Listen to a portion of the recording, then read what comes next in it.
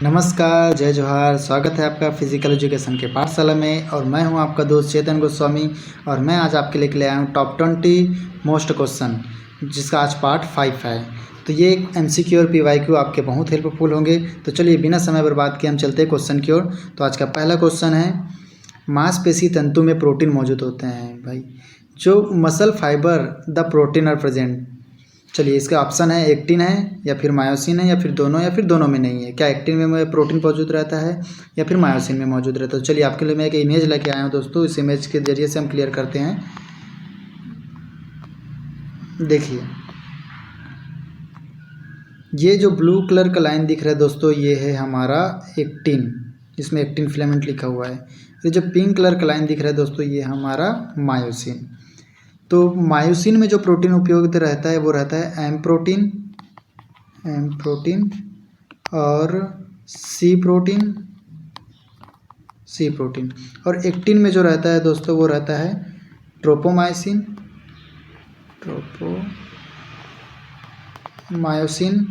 और एक रहता है ट्रोपोनिन। तो हैंड राइटिंग में मजा आएगा दोस्तों, मैं हाथ से लिख रहा हूँ बोर्ड पे इसीलिए है, वरना पेन से मेरा हैंड राइटिंग बहुत अच्छा बनता है। तो आपको समझ आएगा। मायोसिन में जो रहता है M protein and C protein, और एक्टिन में जो रहता है ट्रोपोमायोसिन एंड ट्रोपोनिन। तो इन दोनों में प्रोटीन मौजूद रहता है। आपको पता चल गया ये सार्कोमेर है दोस्तों, जिसको स्लाइडिंग फिलामेंट मॉडल बोला जाता है। इसको देने वाले हैं एच हक्सली ने। चलिए तो इसके क्वेश्चन की ओर चलते हैं हम सीधा।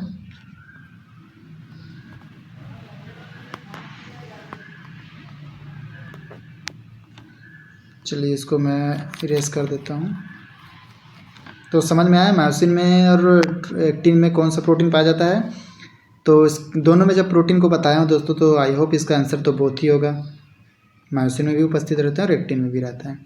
शारीरिक शिक्षा प्रत्येक नागरिक का मौलिक अधिकार है, किस में शामिल है पूछ रहे हैं दोस्तों। Physical education is a fundamental right every citizen in including. तो ये क्या WHO चार्टर में है या SNIP में है, फिर HRD मिनिस्टर में है, फिर यूनेस्को में। दोस्तों बताइए किस में है दोस्तों। इसका राइट आंसर हो जाएगा दोस्तों यूनेस्को चार्टर में। यूनेस्को चार्टर में शामिल है दोस्तों, सारे शिक्षा प्रत्येक नागरिक का मौलिक अधिकार है। चलिए अगली क्वेश्चन की ओर चलते हैं। अगली क्वेश्चन है, क्वेश्चन नंबर 3 है, इंट्रामोलर प्रतियोगिता छात्र में निम्न भावना का निर्माण करती है। इंट्रामोलर और इंटरमोलर में आपको उस दिन दोस्तों मैं क्लियर कर दिया था पिछली वीडियो में। इंट्रामोलर का अर्थ होता है कि हमारे संस्था के भीतर ही जो बच्चे हैं उसी में जो प्रतियोगिता कराया जाता है उसको इंट्रामोलर बोला जाता है दोस्तों। और अगर हमारे संस्था में कोई और अन्य संस्था से बच्चे आ रहे हैं, अन्य संस्था पार्टिसिपेट कर रहे हैं, तो उसको इंटरमोलर बोला जाता है दोस्तों। तो हमारी संस्था के अंदर अगर पार्टिसिपेशन हो रहा है दोस्तों, तो हमें क्या करेंगे कि बड़े पैमाने पर सहभागिता देखेंगे कि इतने सारे बच्चे सम्मिलित हो जिसमें से हम अच्छे से बच्चे निकाल सकें। तो इसका मास पार्टिसिपेशन बहुत सही है दोस्तों। स्वार्थपरकता नहीं होता दोस्तों, सेल्फ स्नेपनेस नहीं होता और शत्रुता भी नहीं होता दोस्तों, और मैक्सिमम इन्वॉल्वमेंट, दोनों का मतलब एक ही है दोस्तों। क्वेश्चन नंबर मास पार्टिसिपेंट बोल रहा है और मैक्सिमम इन्वॉल्वमेंट, दोनों का मतलब एक है। तो मैं इनको दोनों को राइट जाऊँगा, 1 और 4 दोनों सही हैं। चलिए अगली क्वेश्चन की ओर चलते हैं। क्वेश्चन नंबर 4 है, कौन सी सिरा दाएं प्रकोष्ठ में खाली नहीं करती। विच of the following when does not empty right atrium. तो दोस्तों वैसे तो सभी सिरे जितने भी वेन्स हैं वो सबके सब दाएं में खाली करते हैं, जितने भी हो, क्योंकि सारे सिरे जो होते हैं अशुद्ध रक्त लेके आते हैं। जितने भी बॉडी के क्या बोलते हैं उसका शुद्ध रक्त होते हैं वो वेन्स ही लेके आते हैं। और कहाँ लेके आते हैं, वो सब इन्फीरियर और सुपीरियर के माध्यम से राइट एट्रियम में एंटर करते हैं, वहीं खाली करते हैं। अब लेकिन इसमें पूछा गया दोस्तों कि कौन सा सिरा जो प्रकोष्ठ खाली नहीं करता। तो सिर्फ एक ऐसा सिरा है दोस्तों जो शुद्ध रक्त प्रवाहित करता है, और वो कौन सा है, जो शुद्ध रक्त को लेफ्ट आर्टरियम में खाली करता है, और वो सिरा जो है वो है पल्मोनरी वेन्स। पल्मोनरी वेन्स ऐसा सिरा है दोस्तों जो शुद्ध रक्त प्रवाहित करता है, शुद्ध रक्त को लेके जाकर लेफ्ट आर्टिकल में खाली करता है दोस्तों। चलिए अगली क्वेश्चन की ओर चलते हैं। क्वेश्चन नंबर 5 है, मानव शरीर में जल का प्रतिशत कितना है। इमेज देख के तो आपको क्लियर हो ही गया होगा दोस्तों कि मानव शरीर में जल का जो प्रतिशत है साफ दिख रहा है। कितना परसेंट दिख रहा है दोस्तों, 70% जल का है। ठीक, ये पूरा आधा शरीर जल से भरा हुआ है दोस्तों। अगर आपको वेट लॉस करना है दोस्तों, तो आपको भी पता होगा कि अगर वेट लॉस करना है तो आप वाटर रिमूव कर दो बॉडी से वाटर रिमूव कर दो।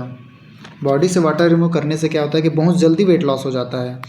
कई खिलाड़ी देखना इसी वेट लॉस करने के चक्कर में, जिसमें वेट वाला कैटेगरी रहता है, उसमें वेट लॉस करने के चक्कर में डायरेटिक्स लेते हैं, जो क्या करता है कि वेट को कम कर देता है, क्योंकि शरीर से पानी का वजन निकाल देता है, पानी को निकाल देता है पसीने के माध्यम से, यूरिन के माध्यम से, तो जाहिर सी बात है वेट लॉस हो जाता है। चलिए, तो इसका राइट आंसर हो जाएगा 70%। ठीक है, अगली क्वेश्चन को चलते हैं। Which of the following is are correct. चलिए, endomysium are wrap individual muscle fibre, बिल्कुल सही है। Perimysium wrap bundle of fibre, ये भी सही है। पेरीमासियम रेप इंडिविजुअल मसल, बिल्कुल नहीं, ये गलत है दोस्तों, इंडिविजुअल मसल फाइबर रेप नहीं करता। Epimysium enclose the entire of muscle, epimysium पूरी मसल को ढकता है, बिल्कुल सही बात है। तो इसका फर्स्ट, सेकंड और फोर्थ सही है, क्योंकि एंडोमासियम दोस्तों ये सबसे अंदर की परत होती है और ये मसल फाइबर को ढके रहता है। मसल फाइबर से जो पहला परत होता है मसल फाइबर का, वो एंडोमासियम होता है, और ये मसल्स का सबसे अंदरी भाग है दोस्तों। Perimysium wrap of bundle of fibre, तो पेरीमासियम जो है बंडल ऑफ फाइबर के समूह को ढका हुआ रहता है दोस्तों, ये भी सही है। और एपीमासियम सबसे बाहरी परत है। देख, सबसे अंदरी परत तो एंडोमासियम है, आंतरिक परत, और दूसरे बाद पेरीमासियम है। पेरीमासियम से भी बाहर जो है एपीमासियम, जो पूरी मसल को ढके रहता है। चलिए, तो इसका आंसर हो जाएगा फर्स्ट, सेकंड एंड फोर्थ। चलिए, अगली क्वेश्चन की ओर चलते हैं। अगला क्वेश्चन है दोस्तों, ताराचंद कमेटी मैच फॉलोइंग करना है। ताराचंद कमेटी बना था दोस्तों, कब स्थापना हुई थी ताराचंद कमेटी का? 1948 में। और all India council of sport तो वैसे दोस्तों 1954 में। Central advisory board of physical Education recreation, ये 1953 में तो राजकुमारी अमृत कौर स्कीम आई थी, तो फोर्थ का आ जाएगा 1953। और शारीरिक शिक्षा कैबर जो आया था दोस्तों, ये आया था 1950 में, तो ये 1960 गलत है दोस्तों। तो सेंट्रल एडवाइजरी बोर्ड हो जाएगा 1950 में। और कैबर आया था 1950 में, और नेपर आया था जो आया था 1956 में। तो ये जो दिख रही महिला है दोस्तों, ये है हमारी राजकुमारी अमृत कौर, जिन्होंने स्पोर्ट कोचिंग स्कीम चालू किया था। चलिए, अगली क्वेश्चन की ओर चलते हैं। क्वेश्चन नंबर 8 है, ट्रेम्पोलिन का संबंध किससे है? ट्रेम्पोलिन का संबंध किससे है? क्या जिम्नास्टिक्स से, क्या एथलेटिक्स से, या फिर स्विमिंग से, कि फेंसिंग से? आई होप कि आपको इमेज देखकर तो समझ आ गया होगा कि ट्रेम्पोलिन का संबंध किससे है। मैं इमेज को थोड़ा सा जूम आउट कर देता हूँ। देखिए, ट्रेम्पोलिन का संबंध आपको समझ आ गया होगा, ये जिम्नास्टिक्स है दोस्तों। इसका राइट आंसर क्या है? जिम्नास्टिक्स से। ये ऊपर में रोल हो रहा है दोस्तों, ये क्या कर रहे हैं कि यहाँ से एक सरफेस से रनिंग करते हुए आ रही है, और यहाँ आके इधर से आ रही है, तो ये जाके ऊपर आके रोल हो रही है, फिर यहाँ आके खड़े हो जाएगी, ये यहीं आके यहीं खड़े हो जाएगी। ये एक ट्रेम्पोलिन जो जिम्नास्टिक का भाग है दोस्तों। चलिए, अगली क्वेश्चन की ओर चलते हैं। दोस्तों, अगली क्वेश्चन है, अगला क्वेश्चन बोल रहा है, रक्त का थक्का जमाने के लिए कौन सा विटामिन जिम्मेदार है? ये तो सबसे आसान क्वेश्चन होगा दोस्तों आज का। Which vitamin is responsible for blood clotting? तो विटामिन ए तो नहीं हो सकता दोस्तों। विटामिन ए का बॉटनिकल नेम क्या है दोस्तों? बताइए। इससे क्या होता है? रतौंधी होता है। रतौंधी रोग किससे होता है? ये आँख की बीमारी है, जिसको गाजर खाने से ठीक किया जा सकता है। ठीक है, विटामिन ए की पूर्ति हमें गाजर खाने से होती है। विटामिन सी जो है दोस्तों, इससे जो होता है स्कर्वी हो जाता है दोस्तों। मसूड़े, होंठ सूखा एकदम सब अजीब सा हो जाता है दोस्तों, ये स्कर्वी हो जाता है इसको। अगर आप विटामिन सी के लिए गुआवा खाएँ, आंवला खाएँ, ये टमाटर खाएँ, संतरा खाएँ, तो हेल्पफुल रहता है विटामिन सी के लिए। और विटामिन बी क्या है दोस्तों? ये विटामिन बी मस्ट है दोस्तों। इसका वानस्पतिक नेम है, बॉटनिकल नेम है, क्या बोला जाता है इसका रासायनिक नाम? इसको बोला जाता है दोस्तों थायमिन या थियामिन भी बोला जाता है दोस्तों कई जगह इसको। चलिए, तो इसका राइट आंसर क्या हो जाएगा? रक्त का थक्का जमाने के लिए कौन सा विटामिन जिम्मेदार है? तो इसका राइट आंसर हो जाएगा विटामिन के, जो ब्लड क्लॉटिंग में हेल्प करता है। चलिए, अगली क्वेश्चन की ओर चलते हैं। हेपरिन नामक शब्द सुने होंगे दोस्तों, तो मुझे कमेंट करके बताइएगा कि हेपरिन ब्लड में क्या कार्य करता है। क्या वो थक्का जमाने का काम करता है, या फिर थक्का को हटाने का काम करता है? चलिए, अगले क्वेश्चन की ओर चलते हैं।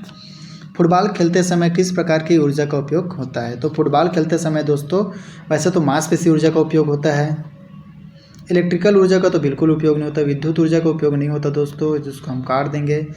थर्मल तापीय ऊर्जा का भी उपयोग नहीं होता, अब आपके पास ऑप्शन मस्कुलर एनर्जी या फिर काइनेटिक एनर्जी। तो मस्कुलर एनर्जी ही दोस्तों बाद में काइनेटिक एनर्जी में रूपांतरित हो जाती है। तो इसका आंसर दोनों लेके जाऊंगा मैं। चलिए अगली क्वेश्चन की ओर चलते हैं। मानव शरीर के आकार को अनुपात की माप को कहा जाता है। मानव शरीर के आकार और अनुपात की माप को, तो मानव शरीर के आकार और अनुपात को मापने वाला जो यंत्र होता है उसको क्या बोला जाता था दोस्तों? क्या इसको एंथ्रोपोमेट्री बोला जाता है, या फिर करेक्टिव बोला जाता है, या फिर पॉलीमेट्रिक बोला जाता है, प्लायोमेट्रिक बोला जाता है, फिर ऑब्जर्वेटिव बोला जाता है दोस्तों? तो आप अगर एलिमेथन मेथड से भी जाएंगे दोस्तों, इसका आंसर आप आराम से सॉल्व कर लेंगे। सुधारात्मक व्यायाम जो होता है दोस्तों, हमें कई प्रकार के कई बार गेम्स में चोट लग जाती है या फिर मसल खिंचा जाता है, पुल हो जाता है, तो हम ऐसा अभ्यास करते हैं जिससे हमारा जो शरीर में जो परेशानियाँ आ रहती है उसको सुधार कर सके। तो सुधारात्मक व्यायाम है, ये माप से रिलेटेड नहीं है दोस्तों। प्लायोमेट्रिक ये एक विस्फोटक व्यायाम है दोस्तों, हम जंपिंग वगैरह करते हैं पैर की शक्ति के लिए, तो ये प्लायोमेट्रिक है। और ऑब्जर्वेटिव दोस्तों ये अवलोकन है, इससे कैसे माप पाओगे आप अवलोकन करके?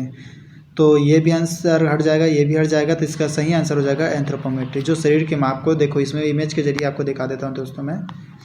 ये इमेज है, इसकी रेस कर देता हूँ पहले। देखिए दोस्तों, तो ये इमेज है, ये हाइट माप रहा है दोस्तों, सिटिंग पोजीशन में भी माप रहा है दोस्तों और स्टैंडिंग पोजीशन में भी माप रहा है। तो ये मापने का काम करता है दोस्तों, शरीर के माप को और साइज को। तो चलिए इसका भी आंसर आपको, आई होप कि इसका भी आंसर आपको मिल गया होगा। इसका राइट आंसर हो जाएगा दोस्तों एंथ्रोपोमेट्री। ठीक है, अगली क्वेश्चन की ओर चलते हैं। क्वेश्चन नंबर 12 है, डाइजेशन पाचन क्रिया में ग्लूकोज खाली स्थान में विखंडित होता है। During digestion glucose is broken down into, इसका ऑप्शन है अमीनो एसिड, स्टार्च, ग्लिसरॉल या फिर फैटी एसिड। वैसे तो दोस्तों ये ग्लूकोज जब डाइजेशन हो जाता है तो ये तो CO2 फिर या फिर H2O में बदल जाता है। इसके अकॉर्डिंग तो यहाँ ऑप्शन नहीं है, फिर भी अगर हम चारों में से एक ऑप्शन को देखें तो चलो एलिमिनेट करते हैं तो समझ आ जाएगा ऑप्शन क्या है। ऑप्शन नंबर 1 बोल रहा है अमीनो एसिड, ये तो प्रोटीन के टूटने के बाद होता है दोस्तों, तो ये ग्लूकोज का नहीं होगा, इसको काट दो। स्टार्च तो फाइबर से रिलेटेड होता है दोस्तों, जैसे हम ग्लूकोज से इसका कोई खेल ही नहीं है दोस्तों, इसको भी काट दो। ग्लिसरॉल एक बार इसको हम रोक सकते हैं। फैटी एसिड भी काट दो दोस्तों। फैटी एसिड मतलब समझ रहे हो दोस्तों, शरीर में जो फैट उत्पन्न करता है वो एसिड है, जिसका राइट आंसर अगर मैं देखा जाऊँ एनिमेशन मेथड के जरिए तो फिर ये हो जाएगा ग्लिसरॉल। वैसे तो याद रखना दोस्तों ये CO2 या फिर H2O में कन्वर्ट हो जाता है। चलिए अगली क्वेश्चन की ओर चलते हैं। Which are the following is not correct, तो इसका प्रश्न है कौन सा नॉट करेक्ट बोल रहा है, मतलब गलत पूछ रहा है दोस्तों। Tricuspid valve is an atrioventricular valve, bicuspid valve is an atrioventricular valve, semilunar valve is atrioventricular valve, mitral valve is an atrioventricular valve. तो चलिए मैं इसको आप सॉल्व करा देता हूँ दोस्तों, एक इमेज के जरिए से बता देता हूँ आपको मैं।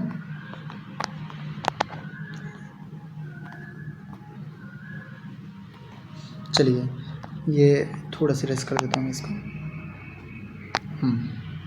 पहला क्वेश्चन बोलो दोस्तों, ट्राइकस्पिड वाल्व एंट्रीवेंट्रिकुलर वाल्व है, सही बात है दोस्तों। ट्राइकस्पिड कहाँ होता है दोस्तों, देखिए इसमें आपको देख पा रहे हो आप अगर, तो ट्राइकस्पिड वाल्व जो है ये दिख रहा है आपको, ये यहाँ पास दोस्तों, और इसको एट्रियम बोला जाता है ऊपरी पार्ट को, इसको वेंट्रिकल बोला जाता है। तो दोनों के बीच में दिख रहे हैं दोस्तों ट्राइकस्पिड वाल्व, तो इसको बोला जाता है एंट्रियो वेंट्रिकुलर वाल्व। तो पहला क्वेश्चन जो है दोस्तों बिल्कुल सही है, तो ट्राइकस्पिड वाल्व सही है। अब दूसरा क्वेश्चन बोलो दोस्तों, bicuspid valve is an atrioventricular valve. चलिए इसको भी देख लेते हैं दोस्तों इमेज के जरिए से।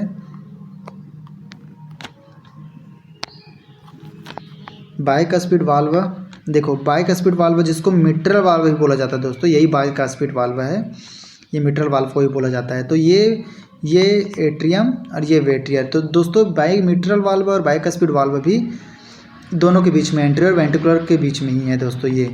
तो इसका भी राइट आंसर हो जाएगा दोस्तों, ये भी सही हो जाएगा। तो पहला सही बोल रहे दोस्तों और दूसरा सही बोल रहे। तीसरा देखते हैं, semilunar valve are atrioventricular valve है दोस्तों, इसको भी देख लेते हैं इमेज के जरिए से। सेमी लूनर वाल्व जो पाया जाता है दोस्तों, ये सेमी लूनर वाल्व यहाँ पास है दोस्तों, ये है सेमी लूनर वाल्व, ये है दोस्तों। और ये एंट्रियो वेंट्रिकुलर के पास में नहीं दोस्तों, ये कहाँ से नहीं रहे आपको देखो ट्राइकस्पिड के बाद जो आ जाता है वेंट्रिकल, ये वेंट्रिकल का पार्ट है दोस्तों। तो एंट्रियल नहीं आएगा दोस्तों, इसमें आर्ट्रिया नहीं आएगा, ये एंट्रिकल नहीं आएगा, सिर्फ वेंट्रिकल आएगा। तो ये जो बोल रहा है वो गलत बोल रहा है दोस्तों, क्योंकि ये सिर्फ वेंट्रिकल का पार्ट है जो सेमिलुलर वाल्व है। तो चलिए इसको हम साइड कर देते हैं और इसका आंसर देखते हैं। देखिए पहला इसका सही है, tricuspid valve entry ventricular valve वही है, बाइकस्पिड वाल्व भी एंट्री वेंट्रिकुलर वाल्व है। सेमिलुलर वाल्व दोस्तों ये सिर्फ वेंट्रिकल में पाया जाता है, तो एंट्रियो नहीं आएगा दोस्तों, वेंट्रिकल बस आएगा, तो ये गलत है। फिर चौथा देखते हैं, मिट्रल वाल्व है ना, entry ventricular valve. Mitral valve भी सही है दोस्तों, क्योंकि बाइकस्पिड वाल्व को ही मिट्रल बोला जाता है। अगर दो सही है तो चौथा भी सही है, तो इस हिसाब से पहला, दूसरा और चौथा सही है हमारा। चलिए अगली क्वेश्चन की ओर चलते हैं। इमेज को मैं थोड़ा छोटा कर देता हूँ। चलिए अगली क्वेश्चन की ओर चलते हैं। क्वेश्चन नंबर 14 है, खून रोकने का सबसे तेज और असरदार उपाय क्या है दोस्तों। चलिए ये बहुत अच्छा क्वेश्चन है दोस्तों। आप तो देखते होंगे कि खेलों में चोट में एक राइस पढ़ा जाता है, राइस, मैं लिख देता हूँ राइस, राइस, राइस, RICE। तो क्या होता है कि राइस का मतलब, आर का मतलब होता है दोस्तों रेस्ट, आराम करना। अगर चोट लग जाए तो सबसे पहले क्या करना है, आराम कर रहा है। आई का मतलब होता है आइस लगाना है, आइस पैक जो करते हैं ना हम लोग, जैसे सूज जाता है तो उसको आइस पैकिंग से करते रहते हैं। हर 20 मिनट में, हर 15 मिनट में हम आइस पैकिंग करते रहते हैं 20-20 बार। कंप्रेशन का मतलब होता है दोस्तों, इस सी का मतलब ही होता है कंप्रेसर। तो ये क्या करते हैं, direct pressure on the wound, मतलब घाव जहाँ लग रहा है तो वहाँ अगर आप प्रेस कर दोगे तो ब्लड क्लॉथिंग रुक जाता है, मतलब ब्लड का जो बहाव है वो रुक जाता है। और ई का मतलब होता है दोस्तों एलिवेशन, मतलब हार्ट लेवल से अपने लगे हुए स्थान, चोट लगे हुए स्थान को ऊपर उठा के रखना, ताकि ब्लड वहाँ पास अभी फ्लो ना हो। चलिए इस क्वेश्चन का आंसर आपको समझ आया होगा, आई होप। इसका राइट आंसर क्या है, क्वेश्चन नंबर 2, आंसर नंबर 2। चलिए हृदय वाहिनी दक्षता निर्धारित करने के लिए निम्नलिखित में से सबसे अच्छा तरीका का नाम बताइए। Name of the best way out of the following the determine the cardiovascular efficiency. तो बेंच प्रेस जो हृदय वाहिका के लिए नहीं होता दोस्तों, ये स्फोटक है, ठीक है। ये मारडिगा परीक्षण भी नहीं है दोस्तों। ये कूपर टेस्ट है, कूपर टेस्ट भी दोस्तों ये सिर्फ एंडोरेंस के लिए होता है। अगर माप रहे हैं हम तो अधिक, इसका मैक्सिमम अगर नियरेस्ट जाया जाए तो ये होता है एंडोरेंस के लिए। और हार्वर्ड स्टेप टेस्ट तो होता है, ये होता है दोस्तों हृदय वाहिनी दक्षता परीक्षा के लिए। इसका राइट आंसर हो जाएगा आपका, राइट आंसर हो जाएगा डी। क्योंकि दोस्तों देख, हार्वर्ड स्टेप टेस्ट हम क्या करते हैं, हम एक 20 इंच का एक लकड़ी लेते हैं जिसके ऊपर हम चढ़ते हैं उतरते, चढ़ते उतरते हैं, और ऐसे 20 बार करने से या 16 बार करने से रुकते हैं। उसके बाद जो हमारा हार्ट का जो रेट है, हार्ट रेट जो बढ़ जाता है, उसको हम मापते हैं। तो हृदय वाहिनी दक्षता के लिए हार्वर्ड स्टेप सही चीज़ है दोस्तों। चलिए अगली क्वेश्चन की ओर चलते हैं। क्वेश्चन नंबर 16 है दोस्तों। ये मैच फॉलोइंग करने बोल रहा है कि अर्जुन अवार्ड कब बना था, द्रोणाचार्य अवार्ड कब बना, Dhyanchand award, life time award कब बना, राजीव गांधी कब बना। तो चलिए दोस्तों कुछ पिक्चर भी है। ये जो आपको पिक्चर दिख रहे हैं दोस्तों, ये पिक्चर जो है ये अर्जुन अवार्ड रिलेटेड है, अर्जुन अवार्ड है दोस्तों, ये है अर्जुन अवार्ड से। और ये जो देख रहे हैं दोस्तों, ये राजीव गांधी खेल रत्न अवार्ड है दोस्तों, ये राजीव गांधी खेल रत्न अवार्ड है, ये अर्जुन अवार्ड है, ठीक है। तो द्रोणाचार्य अवार्ड नहीं दिला है दोस्तों, ये नहीं, द्रोणाचार्य अवार्ड तो ये है दोस्तों, द्रोणाचार्य अवार्ड है ये द्रोणाचार्य अवार्ड है, नहीं द्रोणाचार्य नहीं, राजीव गांधी अवार्ड है दोस्तों। द्रोणाचार्य अवार्ड का इमेज नहीं ला पाया हूँ मैं, उसके लिए सॉरी। चलिए तो इसका आंसर हम देखते हैं। क्वेश्चन क्या बोल रहा है, मैच द फॉलोइंग करना है। ये समझ आ गया, ये अर्जुन अवार्ड है आपका, ये अर्जुन अवार्ड है आपका, और ये आपका राजीव गांधी खेल रत्न अवार्ड है। द्रोणाचार्य अवार्ड भी अर्जुन अवार्ड के बराबर ही रहता है दोस्तों, उसमें बस डायरेक्शन धनुष का चेंज हो जाता है। चलिए अर्जुन अवार्ड कब चालू हुआ था दोस्तों, ये हुआ था 1961 में। द्रोणाचार्य अवार्ड हुआ था दोस्तों, ये हुआ था 1985 में। और क्या लिखा है, Dhyanchand life time achievement, Dhyanchand 2002 में दोस्तों। तो ध्यानचंद आविष्कार हुआ था 2002 में। राजीव गांधी खेल रत्न अवार्ड दोस्तों ये हुआ था 1991 में दोस्तों।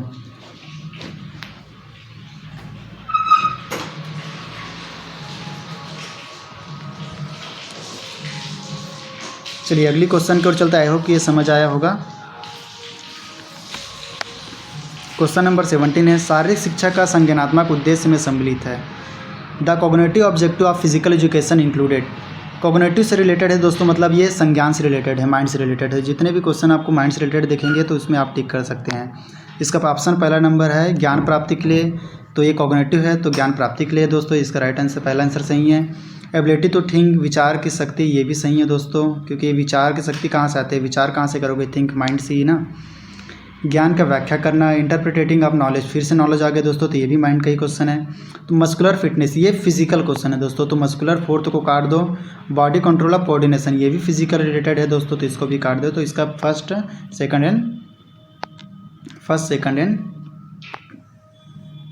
सेकंड एंड थर्ड सही है दोस्तों। चलिए अगली क्वेश्चन की ओर चलते हैं। क्वेश्चन नंबर 18 है, रिकेट का संबंध किससे है दोस्तों? रिकेट इज एसोसिएट विथ, क्या पिजन चेस्ट से है या ओडिमा से है, फिर एब्रेशन से या फिर नॉकनी से। या आप इमेज के जरिए आपको इसको देख सकते हो। आप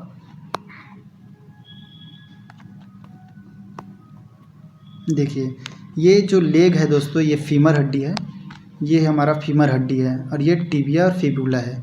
ये फीमर है, टिबिया और फिबुला, इस दोनों के बीच जो गैप बना है दोस्तों, इससे समझ आ जाएगा आपको कि लेग बो लेग हो गया है, मतलब एक दूसरे से घुटना जो है दूर हो गया है।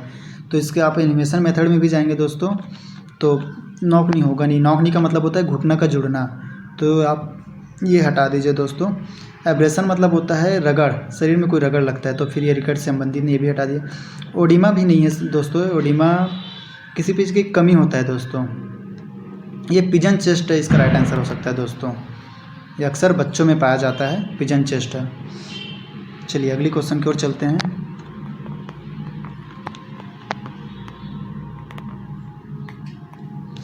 अगला क्वेश्चन है, ग्रीष्मकालीन टोक्यो ओलंपिक का आदर्श वाक्य क्या है दोस्तों? ग्रीष्मकालीन टोक्यो ओलंपिक का आदर्श वाक्य है, वैसे तो आदर्श वाक्य, चलो ऑप्शन में चलते हैं। One word in dream, a new word, discover tomorrow, inspire generation. नहीं, वैसे तो यूनाइटेड इमोशन था उनका, ये क्वेश्चन को हटा देते हैं दोस्तों, ये क्वेश्चन उचित नहीं है। चलिए आज के लास्ट क्वेश्चन की ओर चलते हैं। आफड का पूर्ण रूप क्या है? What is the full form of AAHPERD? American Association for Health Physical Education Recreation and Dance, Australia Health Physical Education Recreation and Dance, American and Australian Health Physical Education and Recreation and Dance, American Alliance for Physical Education and Recreation and Dance. तो इसका right answer हो जाएगा दोस्तों America Alliance for Health Physical Education and Recreation and Dance. आज का 20 question समाप्त हो गया दोस्तों। आई होप कि आपको सभी क्वेश्चन समझ आए होंगे। चलिए फिर मिलते हैं नेक्स्ट वीडियो में। धन्यवाद।